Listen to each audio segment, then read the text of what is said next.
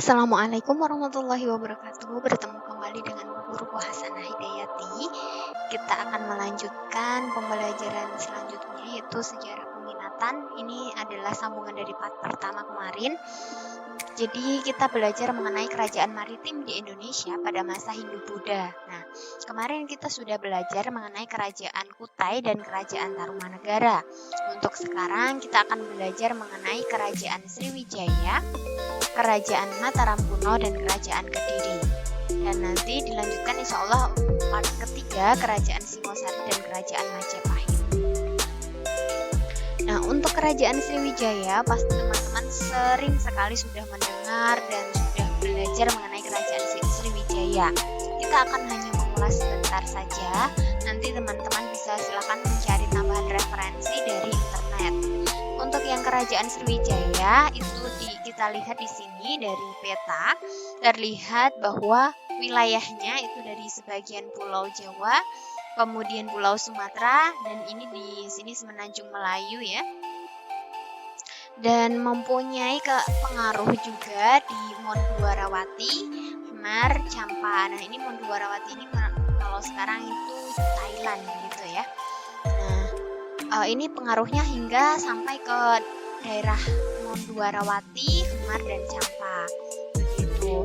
Nah, kerajaan Sriwijaya ini merupakan kerajaan Buddha terbesar di Indonesia yang masa keemasannya dipimpin oleh nama rajanya Raja Balaputra Dewa.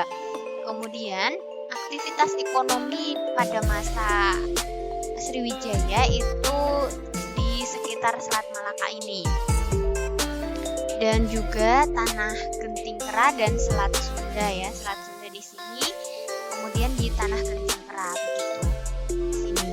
Nah, peninggalannya bisa kita temukan di Candi Muara Jambi, Candi Muara Takus, Candi Biaro Bahal. Itu merupakan peninggalan-peninggalan kerajaan Sriwijaya yang bisa menjadikan bukti bahwa dulu ada kerajaan Sriwijaya begitu. Nah, kerajaan Sriwijaya ini berdiri pada abad ke-7 dengan nama Sriwijaya, itu berasal dari bahasa Sanskerta.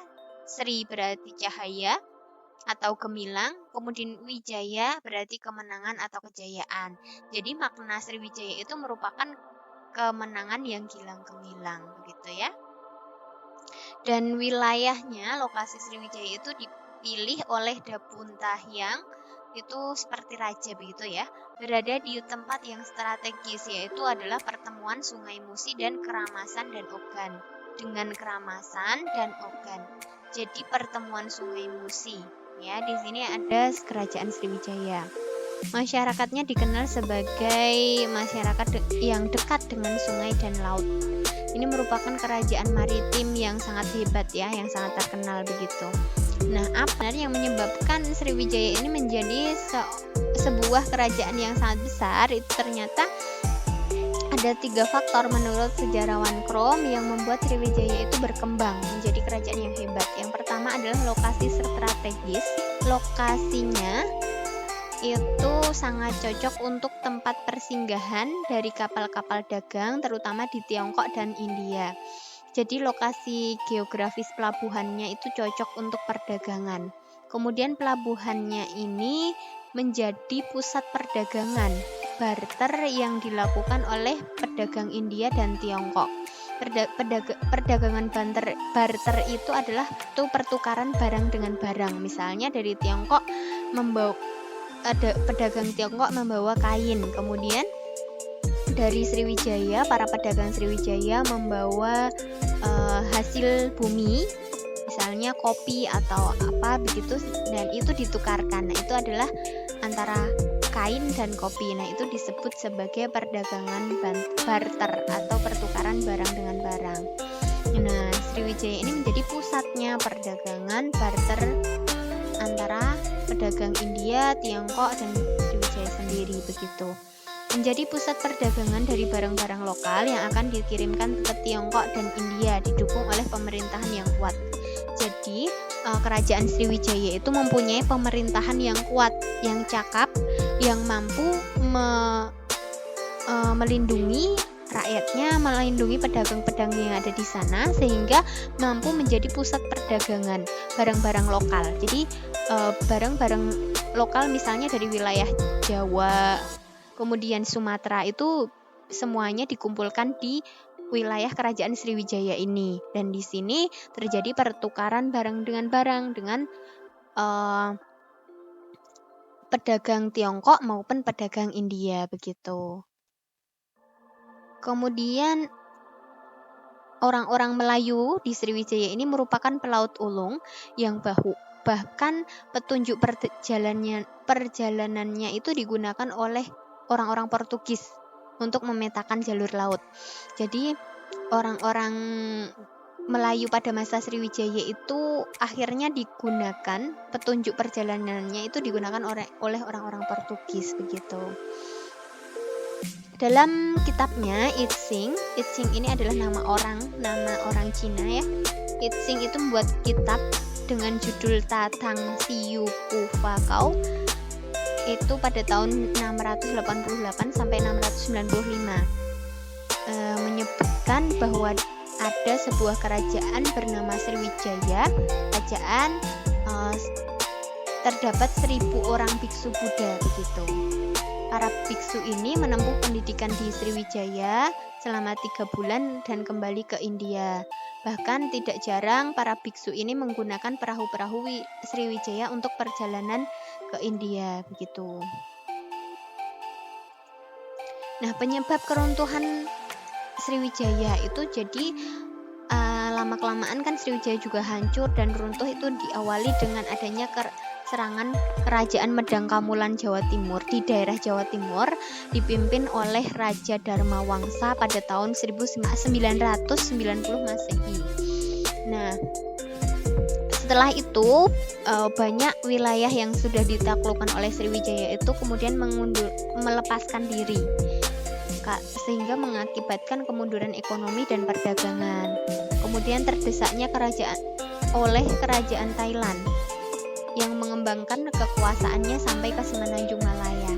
Jadi kerajaan Dwarawati yang dulu itu namanya Dwarawati, itu kerajaan Thailand ya, itu mengembangkan kekuasaannya sampai ke Semenanjung Malaya yang seharusnya itu adalah wilayah Sriwijaya. Nah, itu menyebabkan kekuasaan Sriwijaya juga semakin lama semakin memudar dan runtuh begitu. Kemudian terakhir itu karena adanya serangan Majapahit pada tahun 1477 yang akhirnya berhasil menaklukkan Sriwijaya. Dan sejak saat itu Sriwijaya sudah berakhir masa kekuasaannya gitu ya. Nah, bagaimana kehidupan politik, ekonomi, sosialnya tadi sebenarnya sudah disinggung di awal, hanya kita akan melihat secara rinci lagi ya. Jadi di bidang politik itu dipimpin oleh Daputah yang Sri Jayanaga, itu adalah raja pertama dan raja yang mencapai masa keemasan tadi sudah disebutkan, yaitu Raja Balaputra Dewa.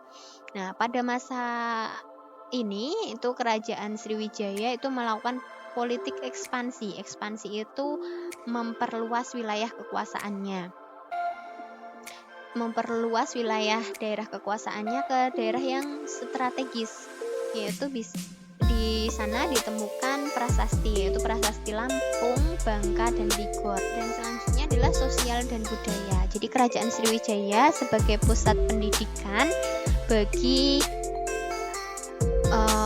orang-orang pada masa itu.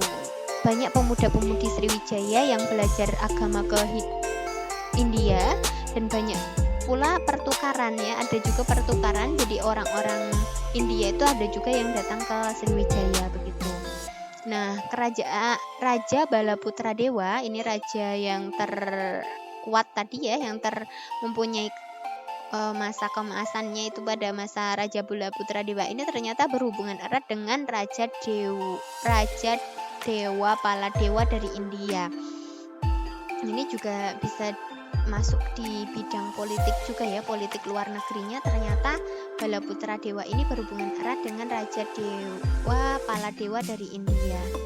Kemudian di bidang ekonomi jelas kalau ternyata kerajaan Sriwijaya itu menggantungkan kehidupannya pada aktivitas kelautan ya, tadi sudah disebutkan juga, dan letaknya yang strategis itu sangat berpengaruh pada kehidupan ekonominya, menjadi pusat perdagangan, kemudian menjadi pelabuhan transit.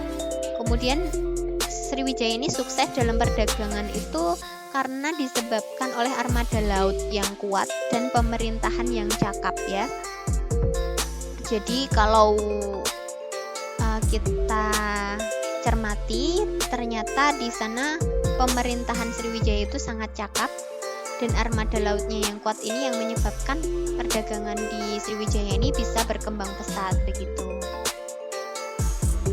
Kemudian kerajaan Mataram kuno, kita lanjutkan. Kerajaan Mataram kuno itu meliputi daerah Magelang, Muntilan, Sleman, dan Yogyakarta. Kemudian kerajaan Mataram kuno ini berlangsung pada tahun 731 sampai 928 Masehi. 196 tahun ya. Dan pada abad ke-10 ini kerajaan Mataram dipindahkan ke Jawa Timur. Dan pemindahannya itu dikarenakan bencana alam begitu ya. Ada 4 raja di kerajaan Mataram yang memerintah lebih dari 20 tahun. Jadi Raja Sanjaya ini sampai 24 tahun memerintah, Raja Panangkaran 38 tahun, Raja Warak itu 24 tahun, dan Raja Kayuwangi itu sampai 30 tahun memerintahkan kerajaan Mataram ini. Nah, ini wilayahnya kerajaan maritim Hindu-Buddha yaitu kerajaan Mataram. Pada periode Jawa Tengah ini, kalau kita lihat di sini adalah periode Jawa Tengah pada abad 8 sampai ke abad 10. Kemudian di sini adalah abad ke-10 sampai abad ke-11 ya. Untuk yang periode Jawa Tengah ini wilayahnya seperti ini. Kalau kita lihat di sini ada Mataram, kemudian ada di sini daerah-daerahnya banyak sekali ya. Silakan dilihat, nih ada Borobudur, Canggal, Mataram, Kalasan, Ratu Boko, banyak sekali di sini. Kemudian ini yang Jawa Timur, ini wilayahnya untuk pusat ibu kotanya yaitu Watan Madiun dan Watugaluh ya ini.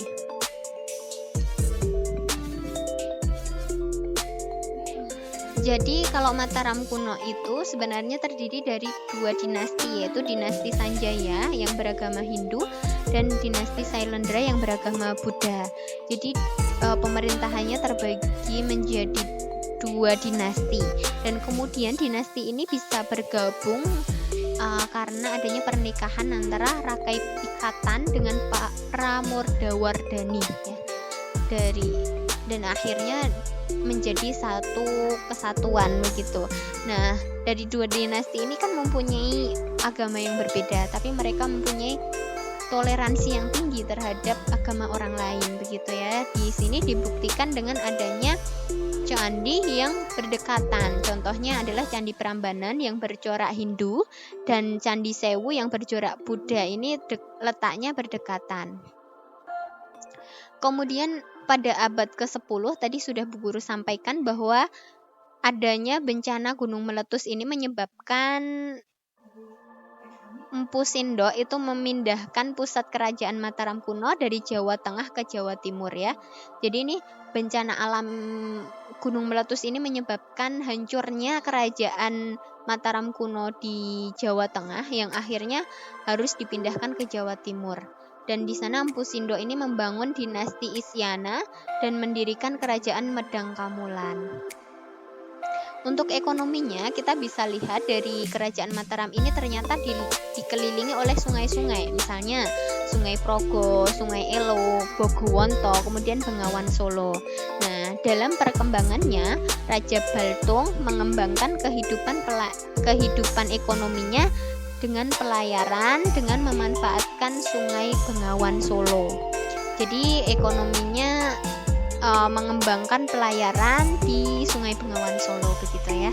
Ini kenapa akhirnya Kerajaan Mataram ini disebut sebagai kerajaan maritim. Karena jadi tidak hanya kerajaan-kerajaan yang menggunakan laut saja, tapi yang menggunakan pelayaran sungai itu juga disebut sebagai kerajaan maritim begitu. Kemudian kita masuk ke Kerajaan Kediri yang terakhir yang akan kita bahas di part kedua ini, yaitu yang pertama karena bagaimana berdirinya Kerajaan Kediri ini. Jadi pada masa akhir kekuasaan Raja Airlangga di wilayah Kerajaan Medang Kamulan itu dibagi menjadi dua. Tadi jadi kan Empu Sindok tadi mendirikan sebuah kerajaan namanya Kerajaan Medang Kamulan ya. Nah di sini di akhir-akhir wilayah kemudian kan digantikan oleh raja lain dan di raja yang bernama Raja Airlangga itu Kerajaan Medang Kamulan dibagi menjadi Panjalu dan Jenggala. Nah pada akhir masa pemerintahannya ketika Raja Airlangga ini sudah meninggal, terjadi perang saudara antara Panjalu dan Jenggala ini, yang akhirnya Panjalu ini berhasil mengalahkan Kerajaan Jenggala pada tahun 1052 dan ini menandai berdirinya Kerajaan Kediri yang dipimpin oleh Samarawijaya.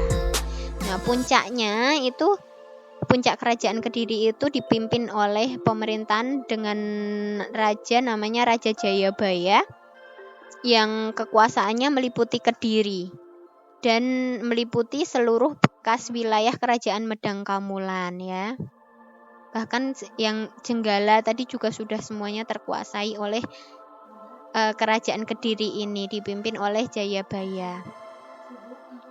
Kediri ini juga menghasilkan banyak karya sastra. Nanti silahkan kalian bisa cek dari sumber-sumber lain karyanya seperti apa. Dan Kediri ini untuk wilayah kegiatan ekonominya itu mengandalkan Sungai Brantas ya. Jadi sehingga di sini menghasilkan adanya perdagangan dengan wilayah lain dengan mengandalkan Sungai Brantas. Dan pertanian itu juga berkembang di masa Kerajaan Kediri, menghasilkan beberapa hasil pertanian yaitu seperti beras, kapas, dan ulat sutra yang kemudian akhirnya dijual juga karena ada yang sebagian digunakan, sebagian dijual dengan mengandalkan Sungai Brantas begitu ya. Nah, untuk part 2 ini cukup sekian, kita lanjutkan besok part selanjutnya yaitu part 3. Untuk tugasnya nanti silahkan dikerjakan. Mungkin itu saja yang bisa Bu Guru sampaikan. Banyak kesalahan mohon maaf, pastinya banyak hal yang kurang, kemudian banyak yang kurang sesuai, mohon dimaafkan. Diakhiri dulu, bertemu lagi besok di part ketiga. Diakhiri dulu, assalamualaikum warahmatullahi wabarakatuh. Bye bye, see you next video.